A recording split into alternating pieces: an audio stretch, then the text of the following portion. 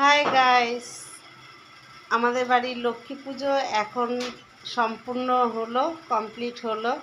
তা আমাদের বাড়ির লক্ষ্মী পুজো কীরকম করেছি, কীরকমভাবে সাজিয়েছি, তা আপনারা কি দেখবেন না? আপনাদেরকে দেখাচ্ছি আমি কিভাবে লক্ষ্মী পুজো আলপনা দিয়েছি, কিভাবে পুজো করেছি দেখিয়েছি। আপনাদের বাড়ি কি সবার পুজো কমপ্লিট হয়ে গেছে?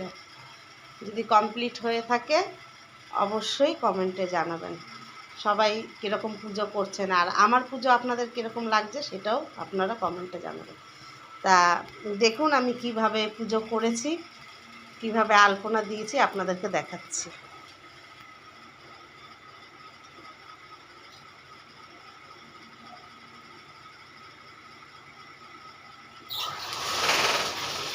এই দেখুন, এই যে আলপনা দিয়েছি এরকমভাবে,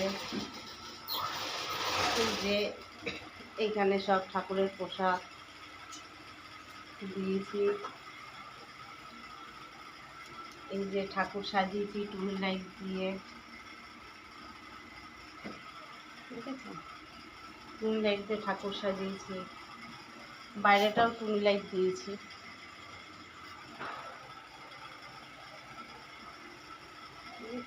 এই যে ফল প্রসাদ মিষ্টি, এই যে আলপনা। তা আমার পুজো কীরকম হয়েছে আপনারা অবশ্যই কমেন্টে জানাবেন।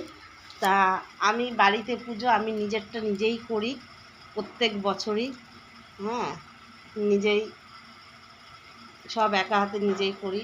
তা আপনাদের নেমন্তন্ন রইল, আপনারা চলে আসুন আমার বাড়িতে প্রসাদ খেতে, নাড়ু প্রসাদ একটু খেয়ে যান। আমি নিজে যেরকম পারি সেরকমভাবেই আমি দেওয়ার চেষ্টা করি প্রত্যেক বছরই। ওকে, বাই।